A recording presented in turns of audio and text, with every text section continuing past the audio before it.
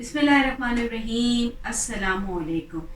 मेरे प्यारे पाकिस्तानियों, जैसा कि आपको पता है कि आप पीटीआई ने एहतजाज की कॉल दे दी है और कहा है, तमाम पाकिस्तानियों से कहा है कि वो अपने राइट के लिए पुरअमन एहतजाज करें और अब घरों में ना बैठें। इसके साथ साथ ही मैं बताती चलूँ आपको कि पीटीआई के अलावा और दूसरी पार्टीज भी एहतजाज की कॉल दे चुकी हैं और बहुत सी पाकिस्तान के प्रोविंस के अंदर, सिंध में, बलूचिस्तान में, केपीके में एहतजाज भी बहुत बड़े पैमाने पे रिकॉर्ड कराया गया है। जैसे कि सिंध में जो है वो पीर पगारा की पार्टी का एहतजाज बहुत बड़ा देखने में आया। तो ये तमाम वो लोग हैं जो रेगिंग के खिलाफ उठ खड़े हुए हैं। यानी ये कहना चाहिए कि पाकिस्तान की आवाम 8 फरवरी 2024 के इलेक्शन में होने वाली रेगिंग के खिलाफ अब उठ खड़ी हुई है। इसके साथ साथ ही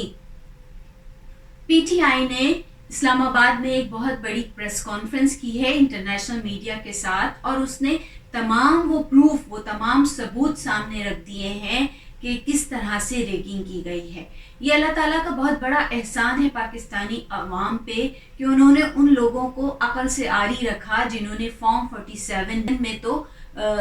नताइज तब्दील कर दिए और फॉर्म 45 को तब्दील करना भूल गए। तो ये अल्लाह का बड़ा एहसान है पाकिस्तानी कौम पे कि ये सबूत जो थे वो पाकिस्तानी कौम के सामने आ गए। अब इसके साथ साथ ही मैं आप लोगों को थोड़ी सी और बात करना चाहती हूँ। वो ये कि आज मुझे एक खबर सुनने को मिली कि एक बच्चा कराची में, जैसे स्नैचिंग होती है मोबाइल वगैरह की, उसके अंदर उसे गोली लगी और वो शदीद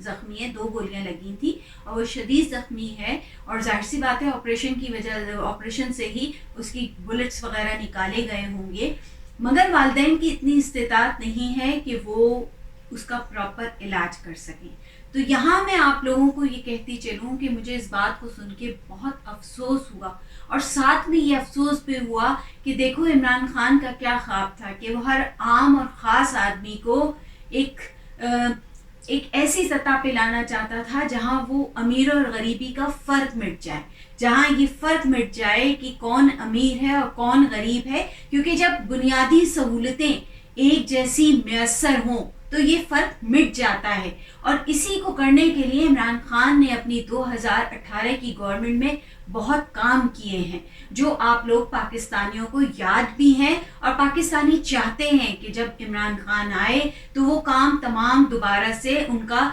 सिलसिला शुरू हो जाए। अब मैं यहाँ आपको थोड़ी सी बातें याद दिला देती हूँ कि जैसे कि पाकिस्तान तहरीक इंसाफ की गवर्नमेंट यानी इमरान खान ने 2018 की गवर्नमेंट में रहते हुए क्या इनिशिएटिव लिए थे उस आम आदमी के लिए जो आज परेशान है, जो आज इस मुल्क की महंगाई के खिलाफ परेशान है कि वो अपनी बुनियादी काम या ज़रूरियात को पूरा नहीं कर पा रहा। तो याद रखिएगा पाकिस्तानियों, इमरान खान ने वो किसानों को बहुत बेनिफिट्स दिए थे। वो भी तो हम में से ही हैं किसान तबका बहुत खुशहाल था 2018 की गवर्नमेंट में। उसके साथ इमरान खान ने उन बेवाओं मिस्कीनों को जिनका कोई वाले वारिस नहीं है मुमलिकत पाकिस्तान में, उनके सर पर हाथ रखा और उन्हें ये एहसास दिलाया कि मुमलिकत पाकिस्तान उनके साथ है और उनका दुख बांटती है। अगर आप थोड़ा सा पीछे जाएं इस्लाम की तरफ,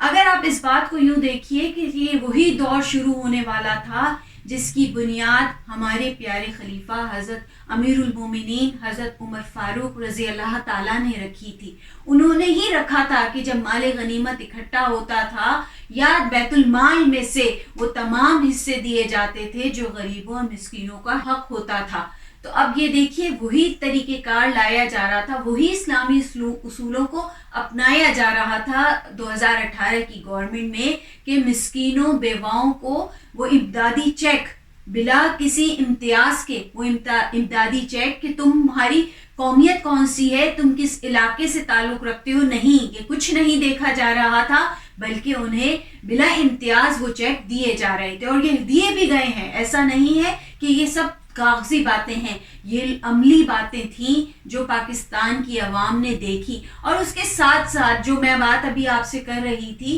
कि वो बच्चा हॉस्पिटलाइज है और वालिदैन की इतनी इस्तेताअत नहीं, तो यहाँ देखिए कि इमरान खान ने जो एक हेल्थ कार्ड दिया था وہ ایک ایسی فیسلٹی تھی, وہ ایک ایسی سہولت تھی کہ جب چاہے آپ, اگر آپ کو ضرورت ہے تو آپ کسی بھی ہاسپٹل میں جا کے اپنا علاج کرا سکتے تھے بغیر کسی امداد کے. صرف آپ کے پاس وہ گورنمنٹ سیکیورٹی آپ کے پاس تھی, وہ گورنمنٹ, اور گورنمنٹ کوئی احسان نہیں کرتی. یہ یاد رکھیے گا میرے پیارے پاکستانیوں کہ گورنمنٹ آپ پہ کوئی احسان نہیں کر رہی, بلکہ یہ ہمارا ریونیو ہے, یہ وہ ہمارے ٹیکسز ہیں جو ہم تمام جمع کر کے ہماری فلاح و بہبود پہ, ہمارے سوشل اسٹرکچرز پہ, ہمارے تمام ان باتوں پہ جن کی پاکستانیوں کو ضرورت ہے ان پہ وہ پروجیکٹس کرے اور وہ لگائے. تو یہاں یہ یاد رکھیے گا پاکستانیوں, وہ امدادی چیک گورنمنٹ کی طرف سے آپ کو امداد نہیں تھی, وہ گورنمنٹ کا فرض تھا, وہ گورنمنٹ کی پالیسیز تھی. بات کر رہی تھی ہیلتھ کارڈ کی کہ اس میں جو اماؤنٹ تھی 12 لاکھ, اس میں آپ کسی بھی ہاسپٹل میں جا کے اپنا علاج کرا سکتے تھے بلا امتیاز. تو یہ وہی حقوق تھے جو انسان کو, ایک عام پاکستانیوں کو,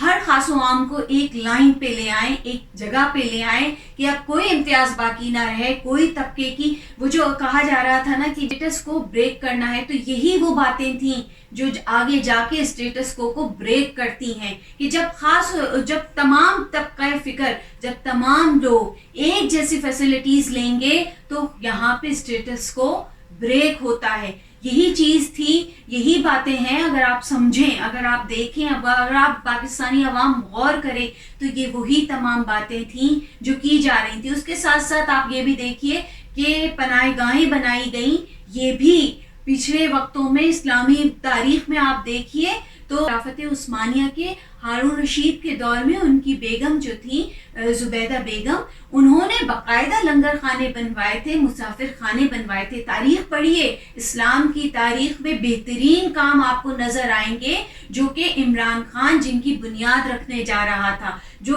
جو حقیقت میں اسلام کی اساس ہے. آپ دیکھ لیں کہ جو ہم رہتے ہیں, کینیڈا میں رہتے ہیں, یو ایس میں رہتے ہیں, یا ہم برٹش کی بات کر لیں یا یو کے وغیرہ کی بات کر لیں, تو یہاں ایک سرٹن ایج تک تمام بچوں کو بینیفٹس دیے جاتے ہیں جنہیں چائلڈ بینیفٹس کا کہا جاتا ہے.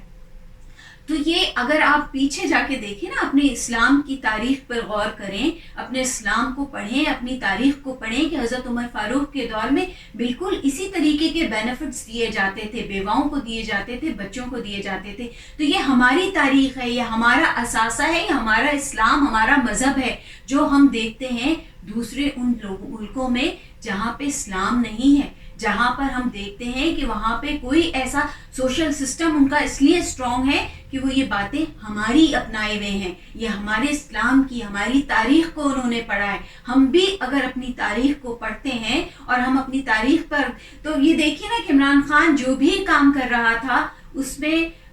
وہ اوپر سے اوپر اسی لیے جا رہا تھا کہ اس نے اسلام کی, کہتے ہیں نا کہ اسلام کی رسی کو مضبوطی سے تھام لو, تو یہی وہ ہے, اور تفرقہ نہ پیدا کرو. تو یہی وہی بات تھی کہ گورنمنٹ میں آیا تو اس نے وہی پالیسیز رکھی جو اسلام کی پالیسیز تھیں, جس میں بیواؤں کو حق دیا جاتا ہے, جس میں مسافر خانے بنائے جاتے ہیں. یہ مسافر خانے کیا ہیں؟ مسافر خانے وہ ہیں کہ اگر کوئی ایک شہر سے دوسرے شہر سفر کر رہا ہے تو پچھلے وقتوں میں کسی قسم کی سرائے نہیں ہوتی تھی, کسی قسم کی ہوٹلز نہیں ہوتے تھے, تو مسافر خانے بنائے جاتے تھے تاکہ لوگ جو مسافت طے کر رہے ہیں یا تجارتی قافلے جو ایک جگہ سے دوسری جگہ جا رہے ہیں انہیں کسی قسم کی پریشانی نہ ہو. اس کے ساتھ ساتھ دیکھیے کہ لنگر خانے کا کام کیا ہے. لنگر خانے تمام عوام کو, اس میں کوئی امتیاز نہیں ہے, بلا امتیاز وہ کھانا فراہم کر رہے ہیں. وہ کس لیے کر رہے ہیں؟ کیونکہ یہ اسلام نے کہا ہے, یہ مسلمانوں کا شعار تھا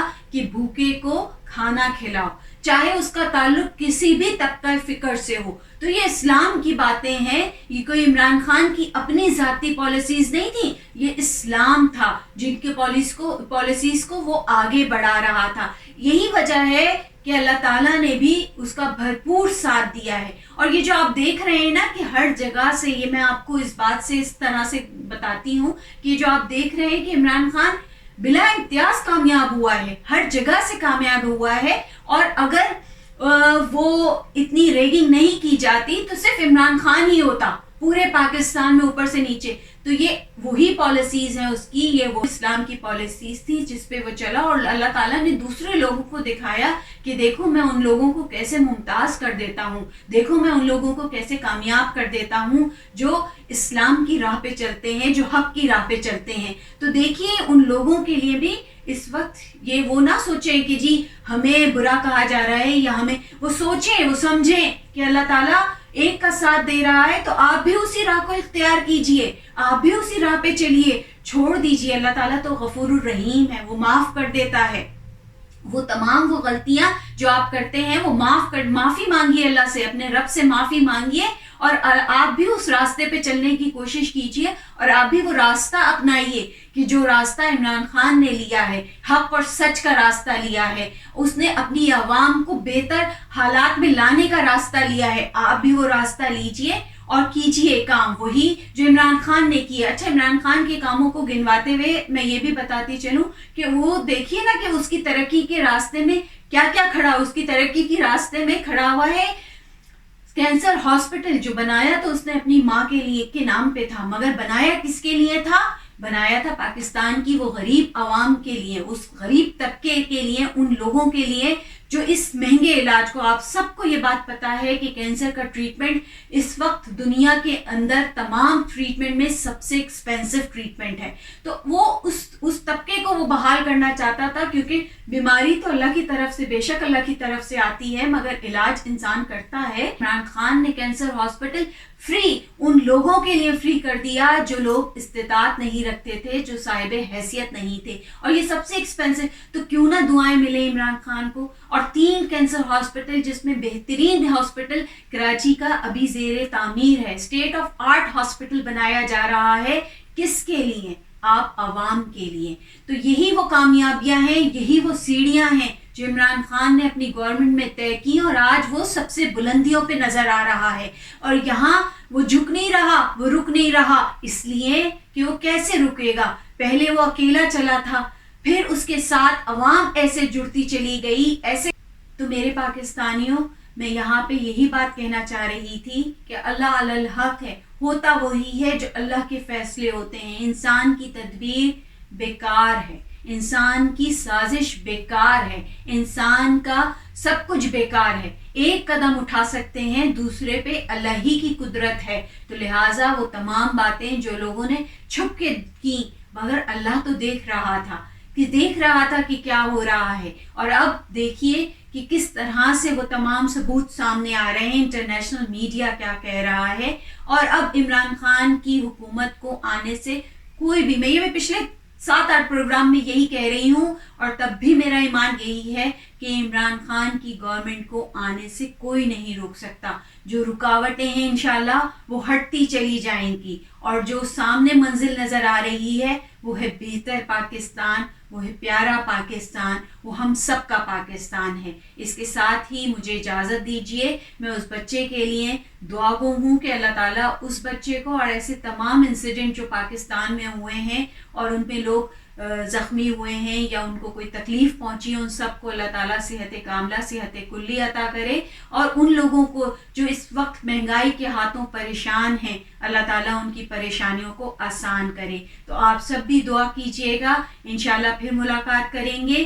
پاکستان زندہ باد، عمران خان زندہ باد۔